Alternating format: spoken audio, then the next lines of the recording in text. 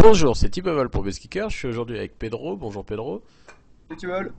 C'est pour revoir une petite review de ton 5 rebuy. Et donc, contrairement à ce qu'on peut croire à la table en voyant tous les stacks de 1500, c'est un rebuy. Effectivement, on a le droit de double rebuy, mais je vois que comme tes camarades, t'as décidé de pas le faire. T'as une raison à ça? Non? Normalement, je le fais tout le temps. J'avoue que je sais pas trop pourquoi je l'ai pas fait là. Je pense que c'est parce que personne à la table avait un stack de 1500, avait double rebuy au départ. Du coup, je me disais que d'avoir 150 blindes et eux 75, ça ne servait pas à grand chose. Mais bon, c'est une erreur, hein, j'aurais dû double rebuy. Ah, effectivement, étant que personne rebuy à la table, on peut presque dire que on n'a pas besoin de rebuy.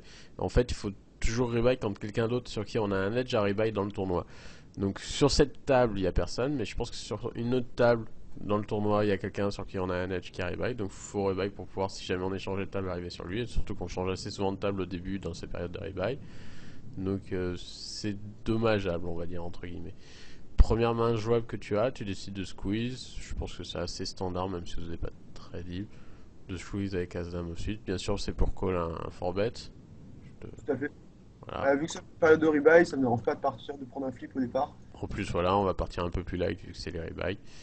Tu prends le coup et tu te retrouves dans la situation hyper gênante qu'on voulait éviter tout à l'heure justement en rebuy, c'est que maintenant tu as juste au-dessus du rebuy et tu as un nouveau joueur avec 3000 qui arrive pile à ta droite sur qui tu as la position et contre qui tu aimerais bien avoir justement 3000 chips, c'est que tu vas perdre entre guillemets de l'équité ou tu as un manque à gagner par rapport à ce que tu pourrais faire. Donc je pense que maintenant tu l'as compris, tu me le disais tout à l'heure, mais ou plutôt tu le faisais déjà.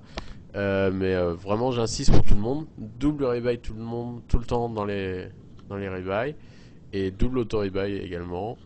Et c'est dommage de ne pas avoir 3000 chips ici.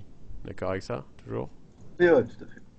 Surtout que j'ai la position sur lui en plus, donc Donc ouais, c'est vraiment dommage. Bon, pas de main jouable pour le moment. Celle-là, bah, c'est une premium, on va la jouer tranquille. J'avais une question sur cette main. Il te... Ouais, c'est ça, il te mine trubette et tu décides de partir à tapis directement. C'est entre tapis et forbet, par exemple à 350. je fais ça en fait parce que justement c'est la période de rebuy et que je me dis que lui aussi il le sait et que ça va pas le déranger, je pense, de prendre un flip. Donc toutes les mains, je pense même qu'il peut partir à tapis avec As-Valet. Toutes ses paires au-dessus, on va dire paire de 7, il va les jouer à tapis également. Donc, et je pense que je monte plus de faiblesse en faisant tapis en 4 bétant. Donc j'ai préféré prendre cette ligne que faire un 4 bet à 350. D'accord, ouais. Moi, je dirais ça, c'est à peu près ça l'idée. Je pense que je suis à peu près d'accord comme ça. Pour résumer ça, je dirais ça qu'en période